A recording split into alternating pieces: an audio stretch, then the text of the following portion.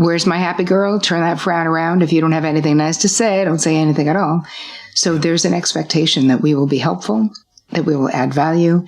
Now add if you have a religious household or a very authoritarian household. I mean, we are raised and praised to become self-abandoning codependents. Fact.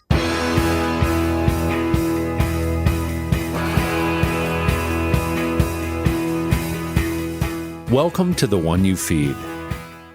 Have you ever found yourself doing something for someone else and wondered, am I doing this because I want to or because I feel like I have to? That question hit me hard during my conversation with Terri Cole, psychotherapist and author of Too Much, a guide to breaking the cycle of high-functioning codependency. We talked about the fine line between kindness and people-pleasing and how sometimes what feels like generosity might actually be an attempt to control someone else's reaction or to avoid conflict altogether. In this episode, we explore why so many of us fall into this peace at any cost mentality and the toll it takes on us. Terri offers powerful tools to help us break free from that compulsion, get clear on what we're really responsible for, and show up authentically in our relationships. If you've ever felt like kindness comes with strings, or wondered where to draw the line between helping and self-abandonment, you're not going to want to miss this one. Hi, Terri. Welcome to the show. Well, thanks for having me, Eric. We're going to be discussing your new book, which is called Too Much, a guide to breaking the cycle of high-functioning codependency. We'll get to that in a moment, but we'll start the way we normally do, which is with the parable. In the parable, there's a grandparent who's talking with their grandchild, and they say, in life, there are two wolves inside of us that are always at battle. One is a good wolf, which represents things like kindness and bravery and love, and the other is a bad wolf, which represents things like greed and hatred and fear. And the grandchild stops, they think about it for a second, they look up at their grandparent and they say, well, which one wins? And the grandparent says, the one you feed. So I'd like to start off by asking you what that parable means to you in your life and in the work that you do. Well, I think it's true for all of us because as people, we are multi-dimensional and we all have a shadow side. And I sort of see the bad wolf, to a degree, as the shadow side of all of us. And I think we have to tend to the shadow, at least in my own life, and not feed it, right? So how it shows up in my life is being very aware of my own tendencies towards blame and being petty and all these things that I don't like about myself. Now, they're not the predominant things about me, but there's truth in looking at my own shadow. What are the things that bug me about someone else? Oh, if I look hard, those things are definitely things that I possess. You know, who are the people that if I were to gossip, who would I gossip about? Oh, that's definitely a mirror coming back to me. So I always loved that parable because I think it's so true because it speaks to the human choice that we have where it doesn't really necessarily matter what hand you are dealt in life, quote unquote. I always felt like which one you feed determines what hand you go forward with, you know? I love something you said in there, which is that I need to tend to that quote unquote bad wolf, but not feed it. And I think that there's a lot of nuance in that. And I think the nuance is really, really important because to either, feed it or starve it are ends of extremes. You're trying to find somewhere in the middle. What would tending it sort of look like for you in the moment? You have the judgment of someone else, or let's just go with that one because that one came up. What's that tending process actually look like inside your mind? Well, being honest. If someone blames me for something I feel like I haven't done, let's say. So being honest that makes me mad. And I want to tell them all the things they did wrong and how it really was them. Now, being in therapy for decades of my life, that's a moment, right? That's a moment that the bad wolf is like sticking his little nose up and being like, I'm going to tell them. But the moment passes, then I don't tell them because then I move towards my higher abilities, which is compassion. What is that person afraid of right now? Why are they blaming me? Because they're feeling this constriction within them. Can I approach this compassionately? Can I just not be reactive? Can I just not take it personally? Can I just fucking cut somebody a break? Like, we're not perfect. We all do stuff. That, to me, is the higher part of me. That's like, it's not about you. They're having a moment. And especially if it's someone in my life that I love, that I care about, that I have a relationship with. I don't need to die on like every hill. I don't need to be butthurt about everything that happens. You know what I mean? Yeah, absolutely. So we're going to get into more of this as we get into your book, but I think there's something here I'd like to continue to expand upon. And it's the idea of doing what you just said, which is pausing, thinking about it, and then coming up with a response. Mm-hmm. There are those of us who might identify as codependent, using the term that you use in your book. So who have the problem. Okay, I'm talking about me. It's easier than third person. Exactly. Somebody does something that bothers me. Mm-hmm. I pause, I wait, I think to myself, hang on, I want to see if this really is a big deal or not. Like, is this a hill I want to die on? Mm-hmm. All that, which is good. And I'm actually really good at that. The problem often is that the thing loses its emotional energy, though. And then I just don't bring it up. I don't deal with it. I avoid it. So what's, how do we find that thing where we're not reacting, but we're also not ignoring? Mm-hmm. It's funny. I was just thinking about something that happened between my husband and I the other day. We've been together for 27 years, and he said something, and I felt like he was blaming me for something. Like he meant the way he told it. He said it, and I just straight up asked, "Are you blaming me for that? Do you feel like that's my fault? Is that?" I just honestly asked, and he said, No, I really wasn't. I was just pointing out that you're the last one to move the car, but it wasn't a blame thing. And I was like, okay. So I feel like by me asking that question, I'm telling him, hey, this is what I heard. And he was like, hey, that's not what I meant. And we have a very durable, extremely long relationship. So we just go, okay. I know what you're saying, though, Eric, about when are we hiding our heads in the sand? When are we sweeping something under the rug? And I think that what you can do to know where you're doing this, and then we can walk through what to do instead, is I think it's really helpful for people to do a resentment inventory, where we really just get honest about how we feel. Like, who are we holding resentment for in our lives? And a lot of times we're doing it so sort of seamlessly and unconsciously. It's like in the basement, as I like to say, that we're like not even really aware. But these resentments become cumulative, and it almost like before you know it, you're in this like low key state of annoyance. Like, we're just waiting for something to happen, so someone to cut you off in traffic, so you can be like, wow, there will be an explosion. So once you look at and you go, okay, actually I'm feeling resentful from my adult child who borrowed money that they haven't repaid, or whatever the thing is for you. Then we have to look and go, okay, what is my 50% of this situation that I found myself in? What is it in that situation? My 50%, perhaps if I was an adult, and had an adult child that I lent money to who didn't give it back to me, and that was the expectation or the agreement, my 50% is not saying anything.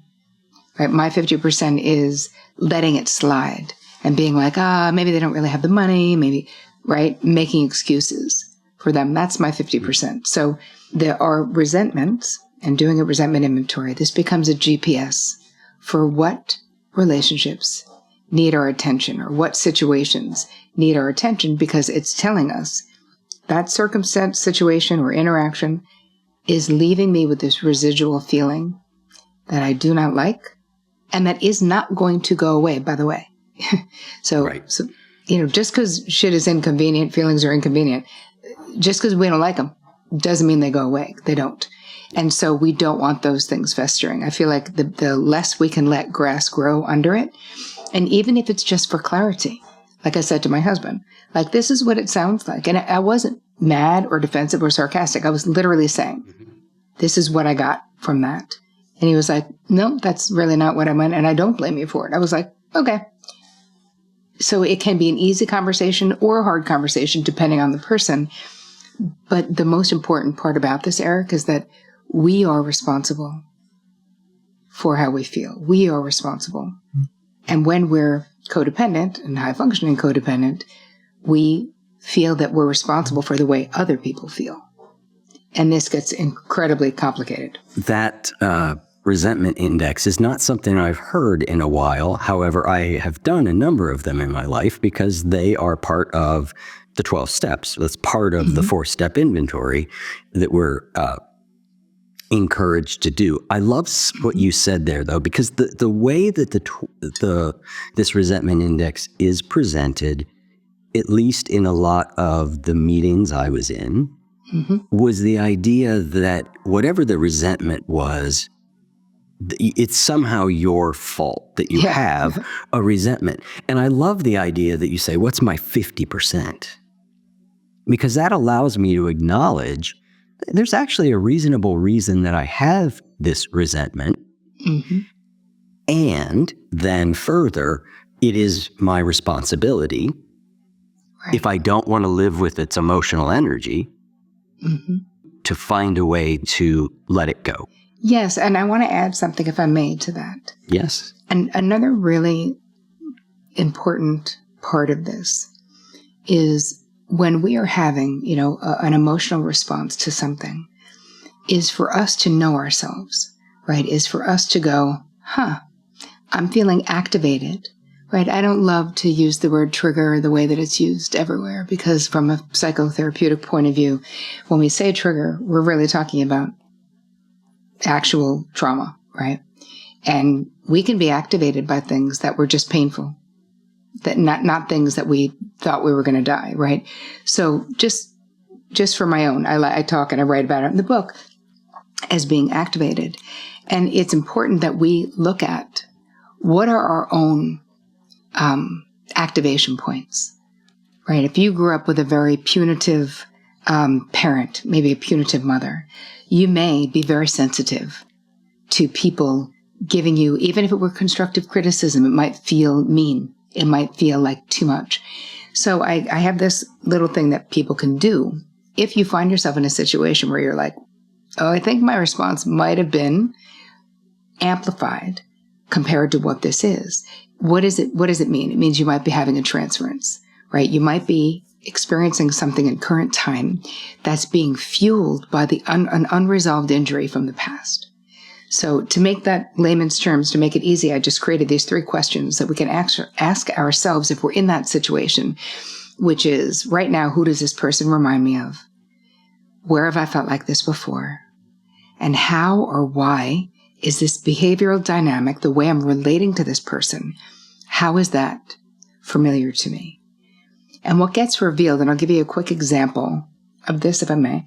I was in my grad school internship, and the guy who ran the place was a very fancy addiction doctor. Dr. Arnold Washington was his name.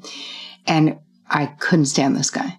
Like, I had this, I didn't realize it was how irrational it was, but I really just was like, oh, he's a jerk. He's so cold. He's so judgmental. I would avoid him. If he was in the hallway, I would jump into the ladies' room. If he was in a meeting, I wouldn't talk. It was the whole thing. So I was talking to my therapist about it, and she was like, so how would you describe him? And I was like, oh, you know the type. Brooks Brothers suit wearing, Wall Street Journal reading, martini swigging, golfing on the weekends. You know, the guy in the Bermuda shorts, that guy. And she was like, okay, who else would you describe exactly like that? And I was like, oh my God, how embarrassing. My father, who I grew up terrified of. Yeah. Oh, because she's like, Terri, listen, you are literally turning into a 10-year-old every time you're around this guy. So why is that bad? Because don't you want a job after you get out of school at this place, which if you never let him see how smart you are, you're never going to get hired. Obviously, bringing your unresolved 10-year-old self to any situation is probably not going to give you the best result. That I was having a transference. And so it could be something that reminds you of something. This guy just reminded me so much of my father. The way he looked, his physicality, he had dimples, the same kind of voice, like it was uncanny. Very quiet. But as soon as that reality came in that she helped me see, I was able to completely be my grown-up self around him. I did get hired after my internship was over.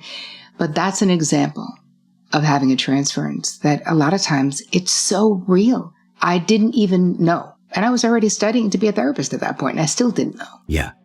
My version of that is similar to yours, and it took me a while to figure out, which was if there was any man who was older than me or in an authority position, and they started to look irritated, they didn't even have to say anything.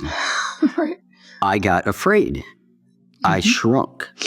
Now, I did a lot of work on working with my father and a lot of that. What I found for me is it hasn't eliminated it.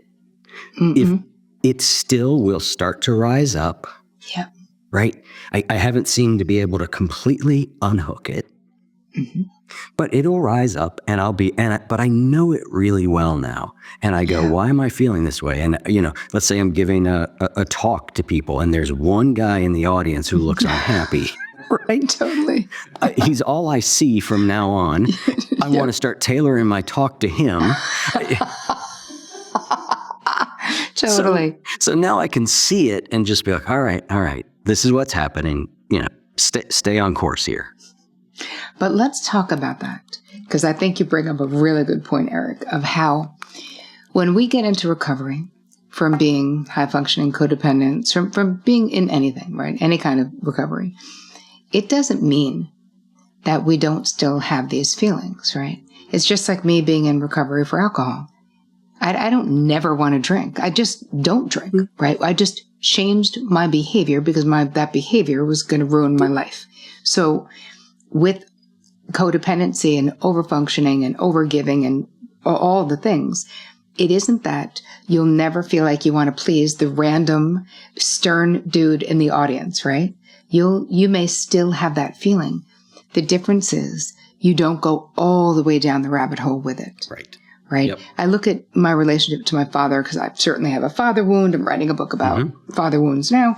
I can't wait to read it. Yeah, that's... I should interview you for it. I'm actually writing it right now.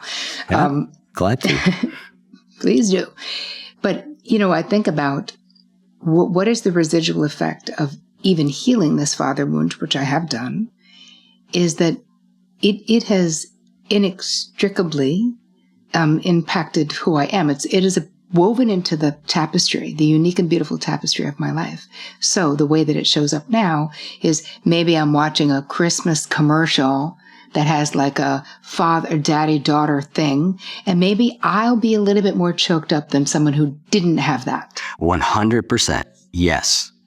My partner knows this. If there is a tender scene between a father and a son anywhere, it doesn't matter how sentimental or stupid I know what they're trying to do, and yet it's just working. I start tearing up. Yeah, totally. But again, there's this acceptance, and there's this, Eric, it's like those are the things in a way that make us uniquely gifted, skilled, talented to do the things that we do in the world, right? I'm trying to help other people with father wounds because I know that it's possible too. I'm helping other people with this book to stop being high-functioning codependents because I know that their lives are going to be so much better on the other side.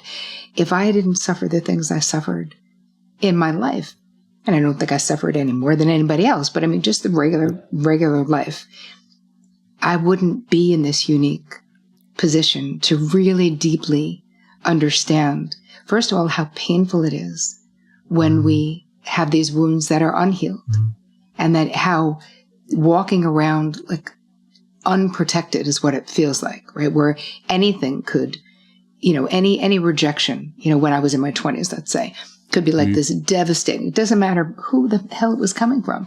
Like it was so much fear of rejection because of my father wound that, and it's funny, I see this with my therapy clients now and over the many years.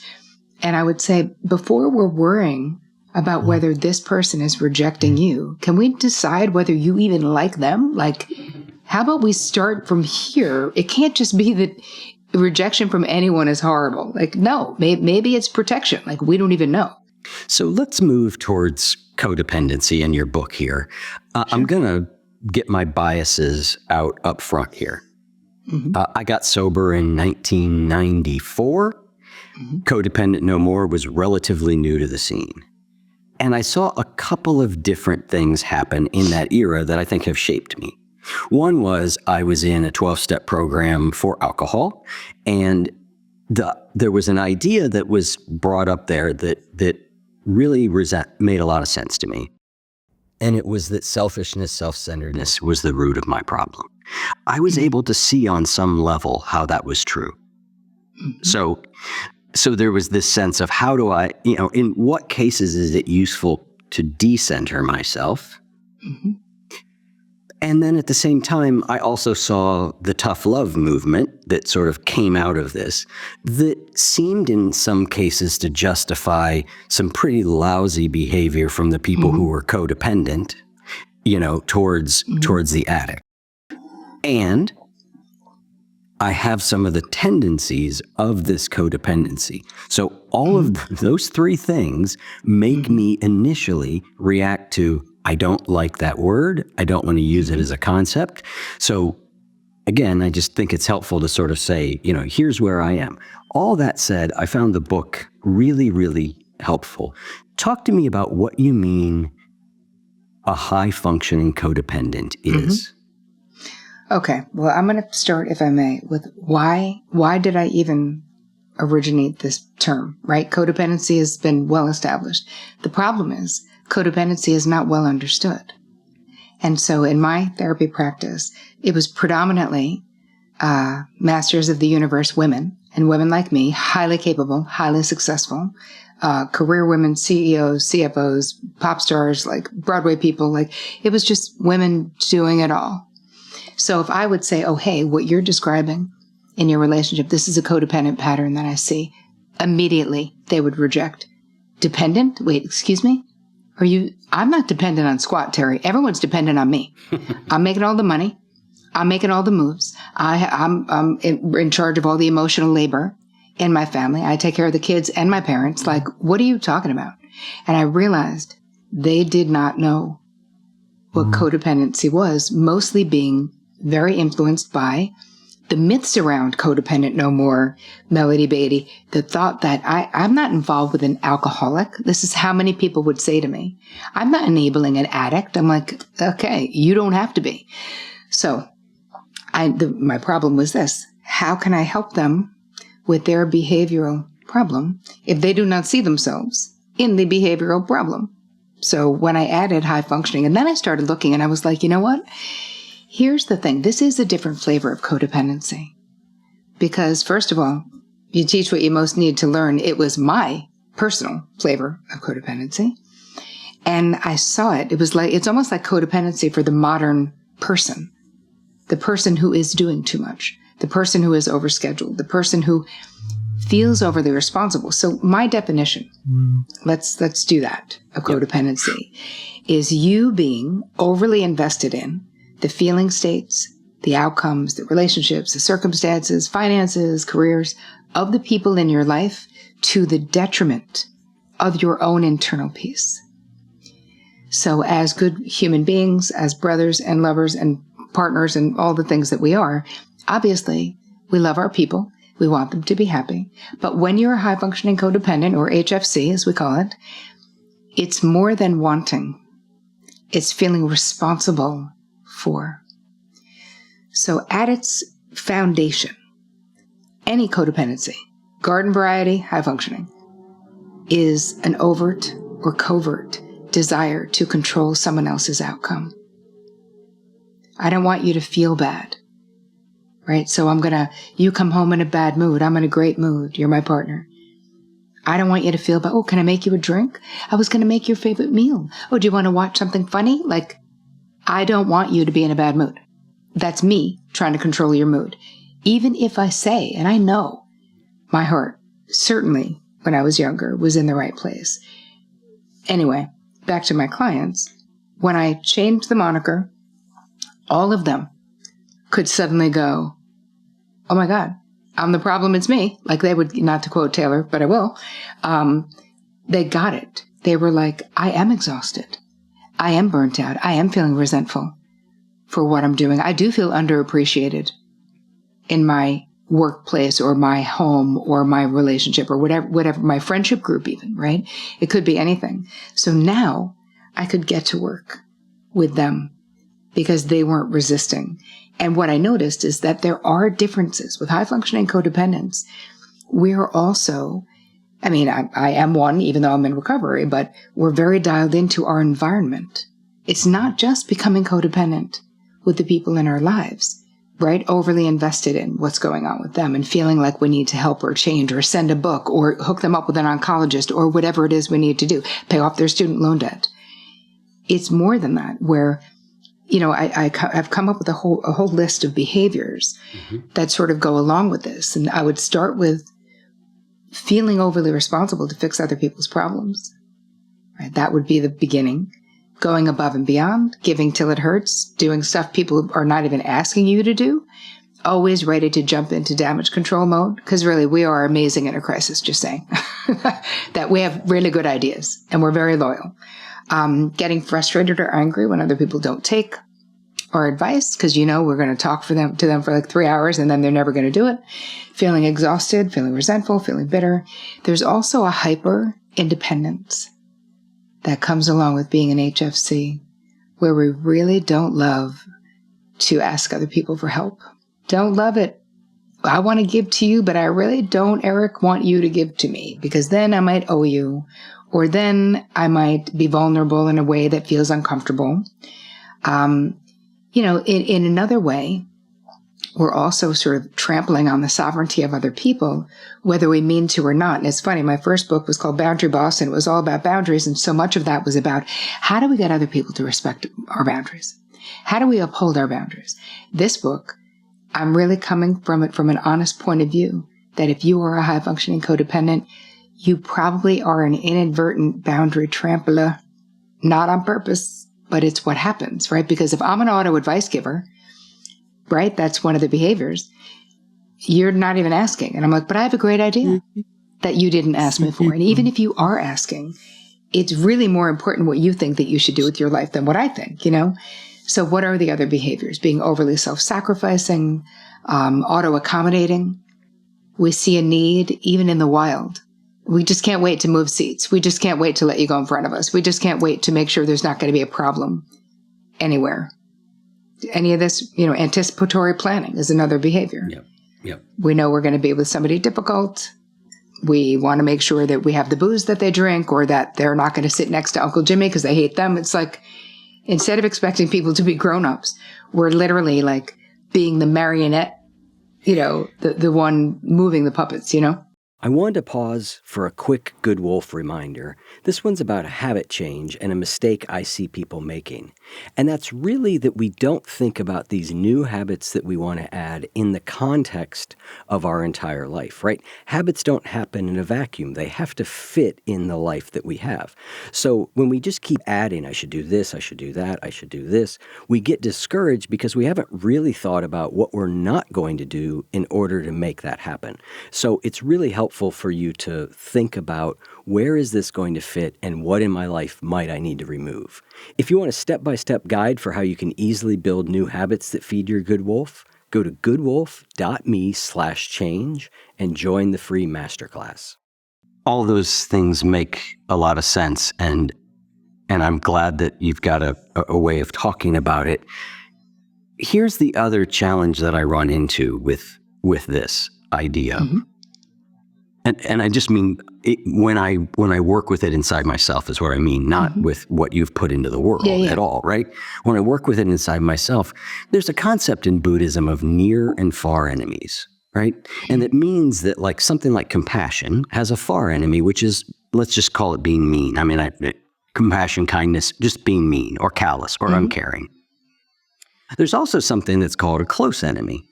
And the close enemy might be something like what you're describing, or pity, or right, but it looks enough like the thing that it's hard to distinguish. Mm-hmm.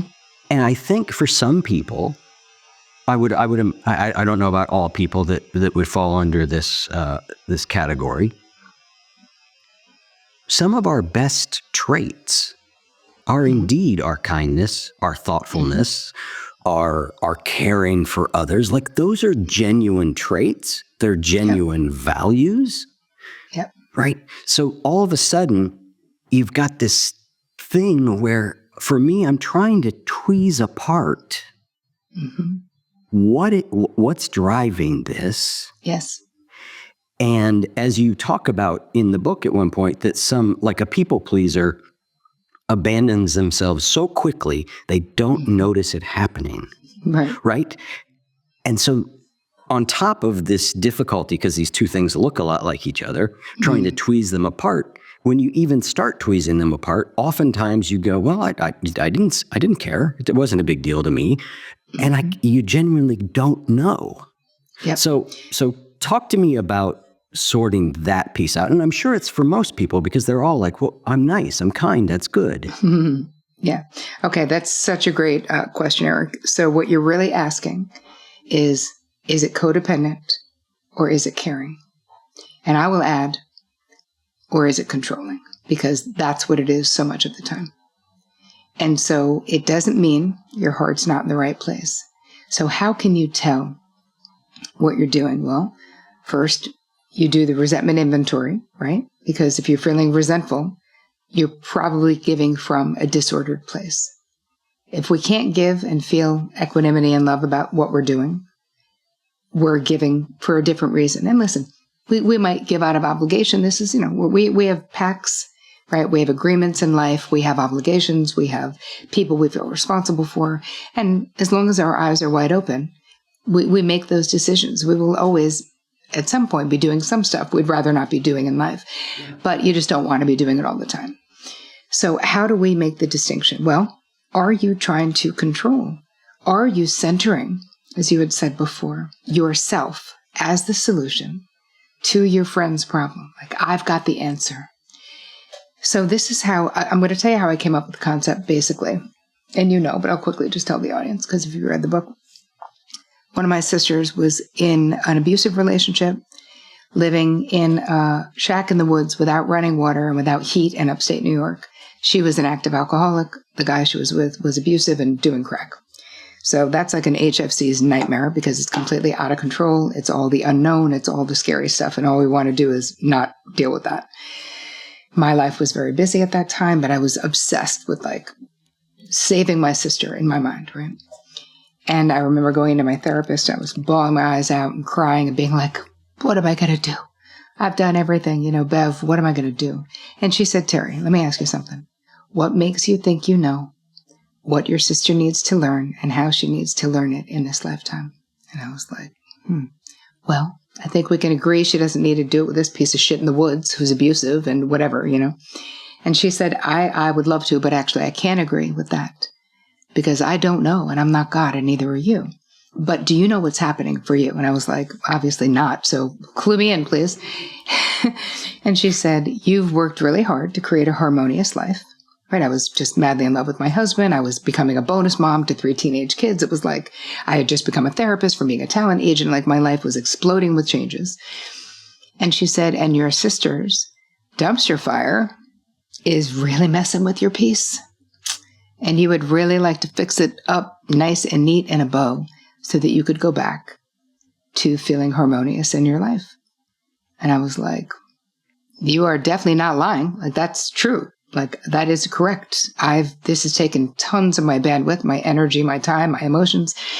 And I said, but what are my options? Because I didn't think I had any. I thought, obviously, you just keep trying to get the person out till they leave, right? That was what I thought you did as a sister. And she said, Terri, you need boundaries. And I was in my 20s. I was like, boundaries? What the hell is that? And from that point forward, so anyway, together we came up with what the plan was going to be. I told my sister, hey, listen, I can't really talk to you about this guy. But when and if you ever want to get out of there, and I was already in recovery myself, I said, when and if you ever want to get out of there, I'm your person. And so within 9 months, she called me and said, are you still my person? I was like, yes, I am. I'm getting in my car right now.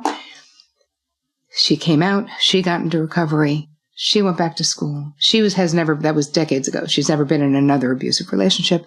But the difference is that in me not centering what she needed to do on me and what I thought she needed to do, I respected her sovereignty to do it for herself. And instead of her baby sister being the hero of her story, she is the hero of her own story, which is also the only way it sticks.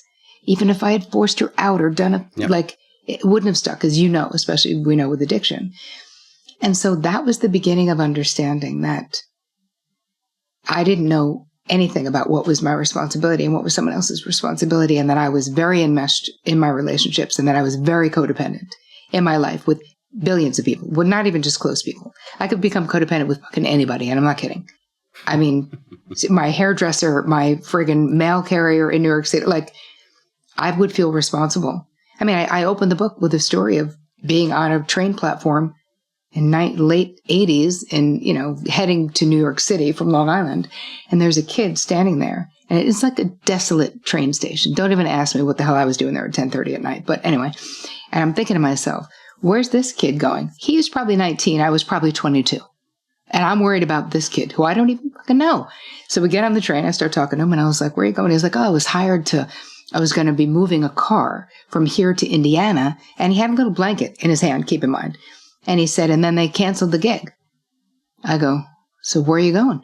He's like, oh, I'm going to sleep in Penn Station. I was like, no, you're not. Have you been to Penn Station, dude? You will get mugged. You cannot sleep there. He's like, well, I don't know anyone in New York. And I'm like, yeah, you do. You know me. And that's how I came to take a perfect stranger home to my studio apartment with my female roommate, who I didn't even call. Keep in mind, it was like there was no cell phones back in the day, as you know. But I mean, what is that? This sense of responsibility. I could have been like, here's $10, even if he didn't, or whatever, maybe go to a hostel. But instead, it's like I took it on like it had to be me, which is very much an HFC's mantra. Like, it has to be me. We don't trust that other people are going to do the right things. Anyway, long way around the barn to get back to this over-responsibility.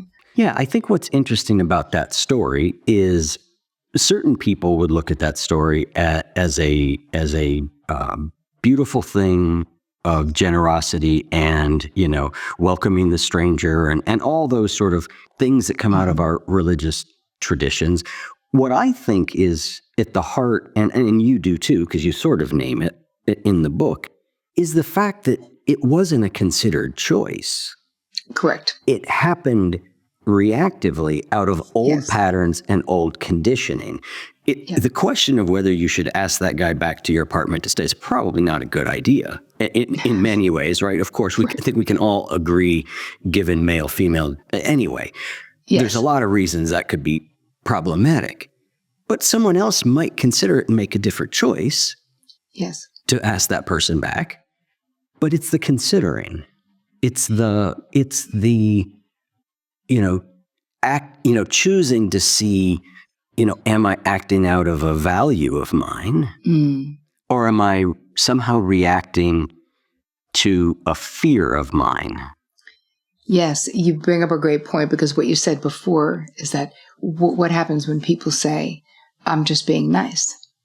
And I do get pushback, like online, where people are like, maybe I'm just a good person, Terry, ever think of that? And I go, listen, if you can't not do it, it is not you being nice. That is a compulsion, like any other compulsion. That is a reactive response, just as you described.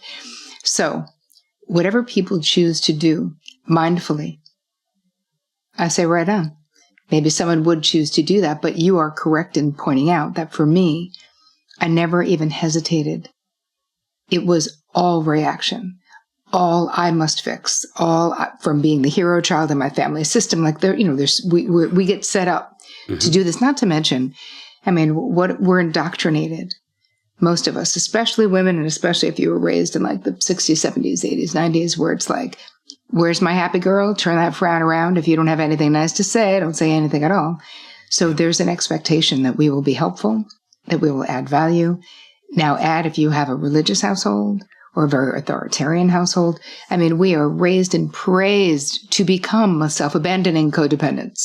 Fact. Yeah. I love what you said there. If you can't not do it, that's something to look at. And I think that with a lot of these things, we have to do a deep dive till we actually kind of know ourselves. And even then, the water, I think, is very muddy on some of these things. Let's explore this a little bit more. You say the solution is simple. It's not easy, but it's simple. And you've already said it out loud, but let's go back to it. By learning to distinguish what's your responsibility and what's not. And you use a phrase that I'm guessing you first got from recovery, which is keeping your side of the street. You know, what's on my side of the street, what's on your side of the street. Are there questions we can ask ourselves to see, is this on my side of the street or the other side of the street? Am I being overly responsible, or am I being responsible in a good way, right? Like, what are some ways of us figuring that out? Well, part of it is really looking at whose responsibility is it? Like, whatever the thing is. If you have an adult child who can't make their rent, and you are, without even talking to them, or even talking to them, like transferring money into their account because you don't want them to, to be in arrears or whatever it is, right? That's not your responsibility. And so you may choose to do it once if someone's struggling or someone's getting back on their feet, but really think about it. And I would have parents say, but how can I let him become homeless? I'm like, well, if you get abducted by aliens tomorrow, would he really become homeless, or would he find a way? Right? There's an infantilization a lot of times. Yes. That's happening where we can't stand the thought of that person suffering. And so we will do anything to make sure they don't. And I will add to that there are people in our lives that will try and make it our responsibility. So we'll say, like, I've gone through this with a family member. Okay, I'm not responsible for their happiness. It's not I can't do it. So just going to let it go and let it sit over there. And then I get this constant sort of feeling like reaching across into my side of the street around how I'm responsible for making that person happy. And that makes it sort of with boundaries, right? You were saying, like, learning to what do I do when someone else keeps coming over my boundary? It's a similar thing, but I think that makes it harder because in some cases you let somebody be responsible for themselves and they take responsibility and things go well. But there are some people that just don't. But the bottom line is that we have to, as HFCs in recovery, learn to let the chips fall where they may when they're not our chips. And you're right. Some people won't. My sister had made a terrible choice. Was it a choice? I have no idea. She was addicted at the time. Like shit happens. So was it my job to get her out of there? And could I even have done it? And really, the thing that let me not do it was my therapist saying, Terri, I'm not saying that you shouldn't save your sister. I'm saying you cannot. It is an impossibility. And then you go, oh, it's not my side of the street, and it's an impossibility. Obviously, I said, if you're ever ready to get out, I'll help. Like, there are still appropriate and loving ways that we can help people if they want help. But so much of the time, we're doing it for ourselves. Gabor Mate talks about, like, if someone is having upsetting feelings and we're like, oh, look on the bright side and here's the silver lining and let me be a silver lining detective and hyper positive or whatever. What we're really saying is that your distress is so distressing to me that I can't even tolerate it. So I need to make it better. And these are like the friends. And, I talk about this in the book, who are like, so are you loving your new job, right? Are you like, they're providing the answer that they want in the question that they're asking you because they don't want to hear it if you're not loving your new job. And so what do we do instead, right? You can look at, instead of auto advice giving, instead of telling everyone what we think about everything or anything, learn to ask expansive questions, right? Ask someone, babe, how can I best support you right now? Right? What do you think you should do? And this is really, Eric, this is with kids. This is with teenagers. This is with grown people. This is with friends. If I had a 7-year-old come to me and being like, I had a fight in school today. As a parent, some parents will be like, we don't fight in this family, where I could immediately start like lecturing, or go, tell me what happened. They tell you what happened. The next thing is, tell me what you think you should do. That is a great question. And just stop talking to anybody. Because what is the most important thing we can give anybody, truthfully? Our attention. Our undivided attention. Like, I'm talking to my husband. I want him to know he has the floor. He's telling me something. I'm not waiting to talk. I'm going, and then what happened? And then what they say? And then how do you feel? Like, let's care about how our people feel and what they think. And it's so much more loving. And think about it. We've all been on the receiving end of someone who can't wait to fix you. It does not feel good. I do not like it. It's very dehumanizing. I'm not looking for, what makes you think you know? And I see this a lot in relationships as a therapist, where a lot of times you'll have, and this sounds very like heteronormative to a degree. I think it's across the board, even in same-sex loving relationships. There's someone who cannot wait to fix whatever problem you have. Yep. So you would like to vent, and they would like to be like, well, this is what I think you should do. Like, or why didn't you do that? Which is even worse than giving advice that I'm not going to take and don't want, and now resent. Right. Yep. So with my husband, I had to be from the beginning. I'm like, listen, buddy, I don't need advice. I'm not looking for input. I love you. I just want to vent. So now, of course, 27 years later, he knows to be like, are we brainstorming? Are you venting? Like, what's going on here? Exactly. And I think asking that question is kind of the key, right? What is it you want here? Do you want me to listen to you? Do you want me to brainstorm, offer solutions? Are you interested in my perspective? Because the perspective and ideas of other people, I find enormously, enormously helpful. So I don't want to do away with that. Of course not. And as you say, when you don't want it, it doesn't feel good. It also, here's what I say about it. You're never gonna stop 100% giving anyone your opinion. And that's not at all what I'm saying. Yep. It's that it can't be the first stop on the bus. Right. So in the end, and of course I pick a career so people are constantly asking me my opinion about things. Yeah. And maybe in the end of that conversation, and I'll say, listen, babe, I'll tell you later. But right now, what I'm most interested in is, what do you think you should do? What does your gut instinct say? Because it's definitely more important what you think about this situation, since it's your life, than what I think about it. And when we're done, I'll give you my 2 cents. But I try to just get the person to focus on, they really do know the answer, even if they don't. That's an answer too. And my answer is not necessarily the right answer for them. So a lot of times I'll say, hey, this is what helped me. I don't know if it'll help you. Right? I really stay away from being like, you should do whatever, which of course is all I said in my 20s and early 30s. So trust me, no judgment, people. Yeah, a couple of thoughts. First, that is a great phrase. It's not the first stop on the bus. I really, really like that. I'm going to keep that one. That's a gem. Secondly, there's a line I really love, which says, when you realize how hard it is to change yourself, you realize the near impossibility of changing anyone else. Right. Which is really good. And I think for me, early, being in recovery in my 20s, I combined the zeal of early recovery with being in my 20s.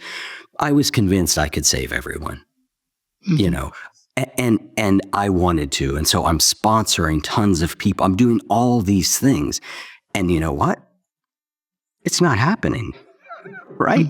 All my brilliant ideas are ending up with, 10% of those people staying sober or something like that.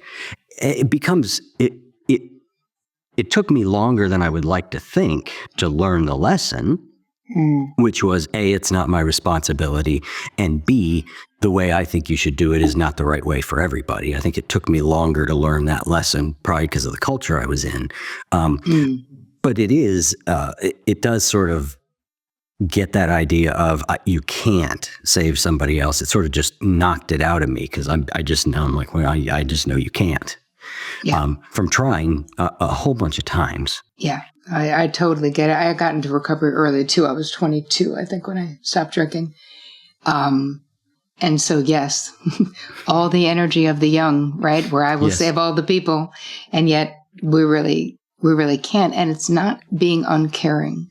Because when you really think about it, I think the real flex in relationships, because people will talk about holding space for others. Honestly, Eric, most of the time, I don't even think people know what that means.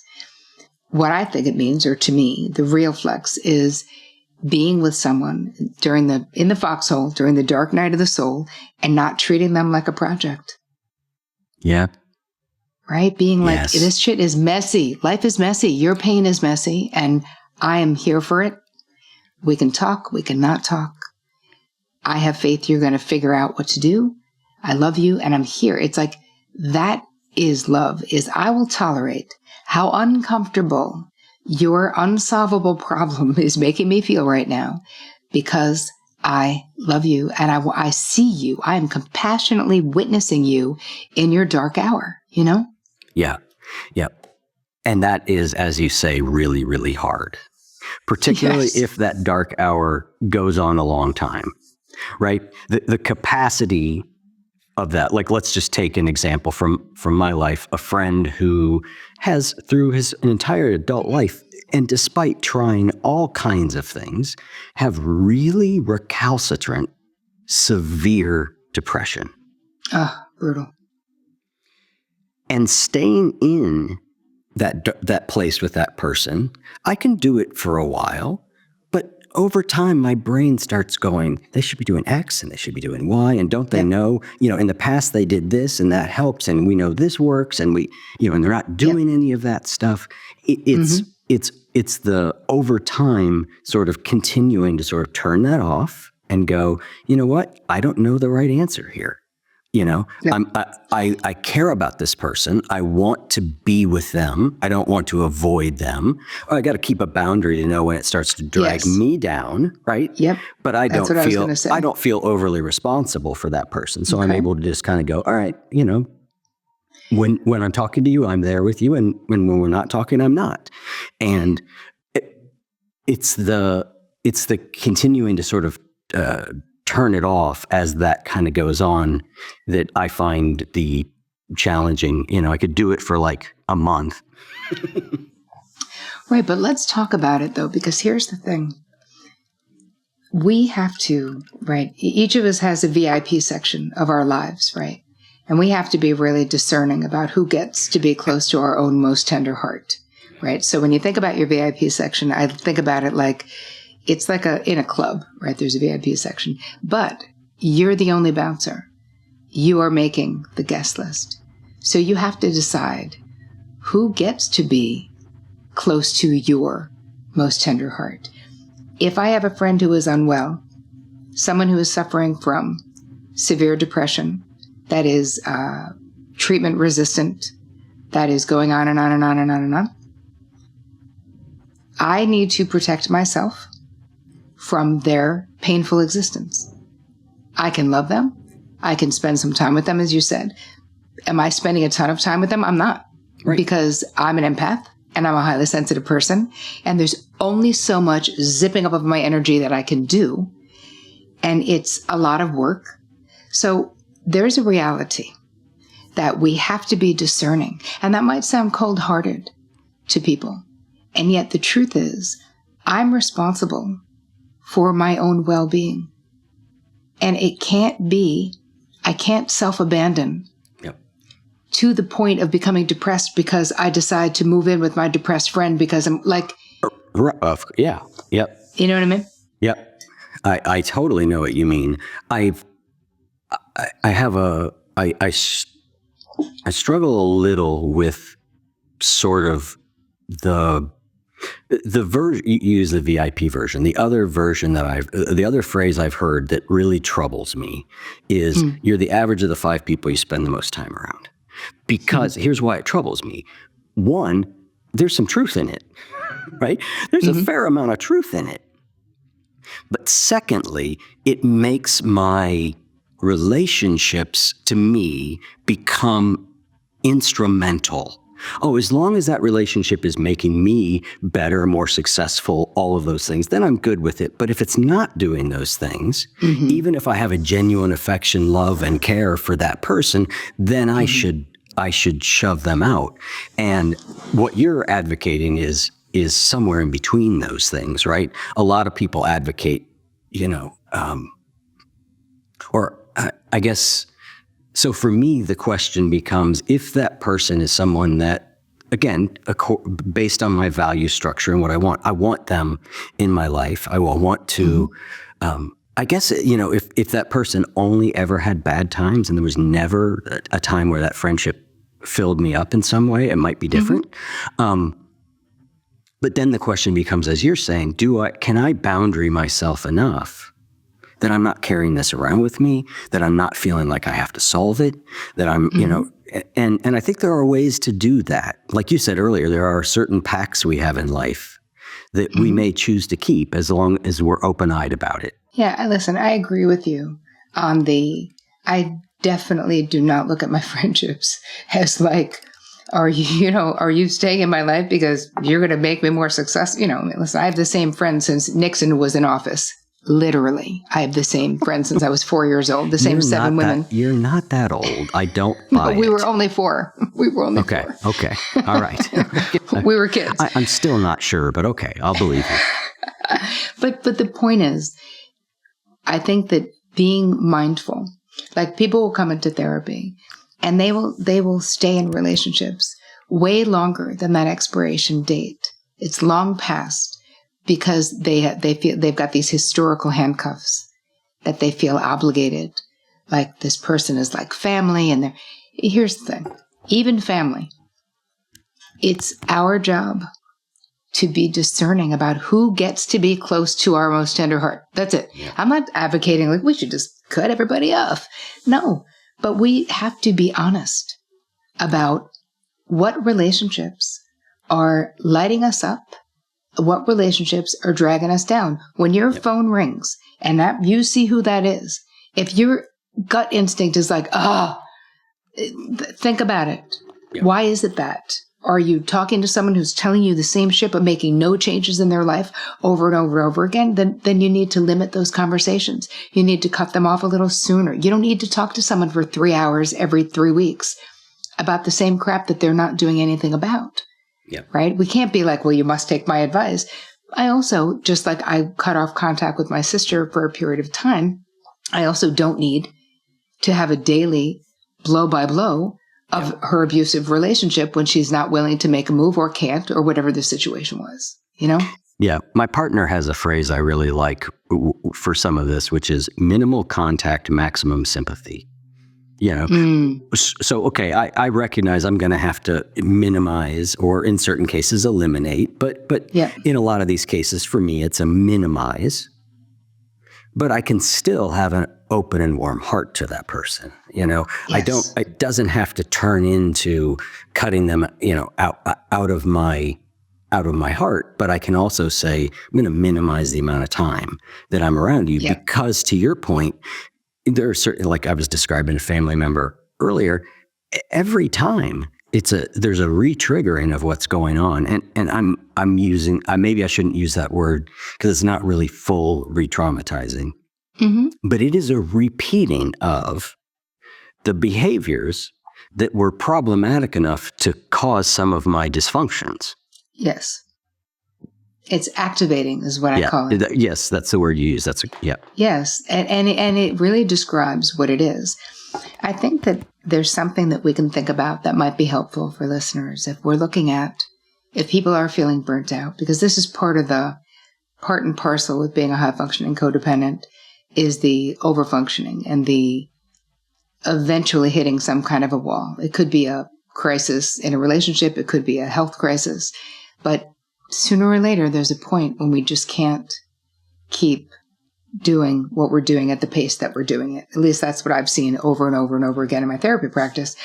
And so before we commit to anything, this holiday season or any time, is ask yourself these 2 questions.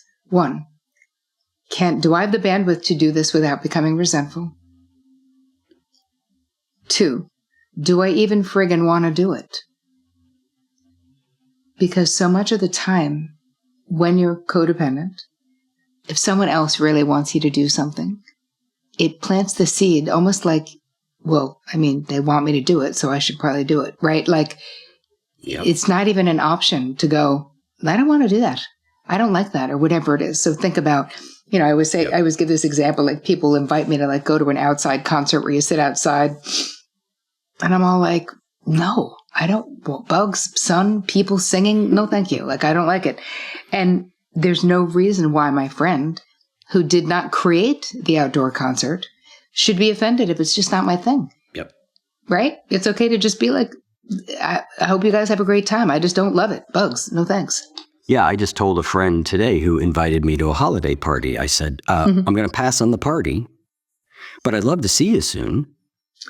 Yeah. The party's not my thing. I just won't enjoy it. So I'm not going to go. And I would love to see him, right? And Yes. so I think, again, there are ways of working with this. A question for you. If somebody is a high-functioning codependent, you mentioned earlier that they don't know that's what they have, but do they recognize generally that that there's resentment building underneath things, that they're ragged, they're run ragged to the bone? I mean, I guess if they're coming to you in therapy, they're coming because there's something going on that they're recognizing. So it's not that the symptoms of this are entirely below the board. The people are aware that they have them. They just don't know how to classify it or what's causing it. Is that how you'd say it? Yes. And usually a lot of times, I would say a lot of the women who would end up in my office are coming in because they cannot work at the breakneck speed that they've been. Something's happening. They have insomnia. They've gone into perimenopause. They're in menopause. They're like, hey, I need to get back up to like my fighting energy, and I don't have it. Or they have TMJ, or there's so many autoimmune disorders that I see based on this. Because when you think about what we're doing, there's a hypervigilance that goes along with being a high functioning codependent, where we are dialed into everyone and everything. We're endlessly scanning to make sure there's not a problem, that everything is good, whether we know it or not. But this is very not good for your nervous system. It is very dysregulating, and it really does create burnout, this level of attention outside of ourselves, right? There's all of this attention where I could be out to dinner with my husband and I'd be like, oh, those two people in the corner are fighting about this. This person wants her mother-in-law to come for, like, you know what I mean? Or I'll immediately say the guy who just walked in is violent, just being an empath. And he's like, are you ever just listening to me? I'm curious, when we go out to dinner, I'm like, all right, I'm doing both. So that's something that we want to think about, is the exhaustion. And that's the thing that will drive people usually into treatment, is something other than, they don't see their high functioning ways as a problem. And the irony, with the more capable you are, the less codependency looks like codependency, but it's still codependency. So you still end up burnt out and exhausted and resentful and all of those things. Well, I think that is a good place for us to wrap up. I'd love to continue talking with you in the post-show conversation, because I feel like we covered 2% of your book at most. Terri, thank you so much. We'll have links in the show notes to your book, and I really enjoyed reading and getting to talk with you. Thank you so much for having me.